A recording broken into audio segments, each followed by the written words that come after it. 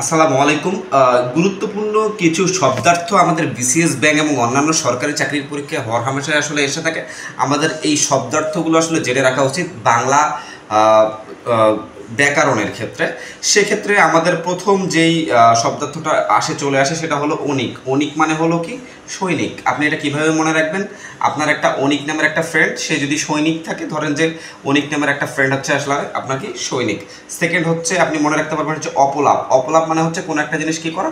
অস্বীকার করা, যেটা 22তম বিসিসে চলে আসছে। অভিরাম মানে হচ্ছে সুন্দর, আর উপাধান হচ্ছে মানে হচ্ছে বালিশ। এক্ষেত্রে এই দুইটা আসলে বিসিএস পরীক্ষায় বা অন্যান্য যে কোনো পরীক্ষায় এই দুইটাকে আপনাকে আসলে উলট পালট করে আপনার মেধা যাচাই করা হয়। সে কারণে এই দুইটা জিনিস আসলে আপনি একটু মনে রাখতে পারবেন। যেমন ধরেন যে অভিনামের কেউ যদি মনে করেন খুব সুন্দর হয়, তাহলে সেখান থেকে মনে রাখবেন যে অভিরাম মানে হচ্ছে কি বলেন তো? সুন্দর। উপাধান মানে হচ্ছে কি? বালিশ। তারপরে আপনারা, আমার মনে হয় যে এটা সবাই জানেন, উর্ণনাপ মানে হচ্ছে কি? মাকড়সা, যেটা আসলে কি 40তম বিসিএসে চলে আসছে। তারপর অপরোধ। অপরোধ মানে হচ্ছে কি? অনুরোধ। কাউকে অনুরোধ করাকে আসলে অপরোধ বলা হয়। বামেতর। বামেতর মানে হচ্ছে ডান। আমার বাম দিকে থাকলে আমরা তাদেরকে আসলে ডানেই বলি, তাই না?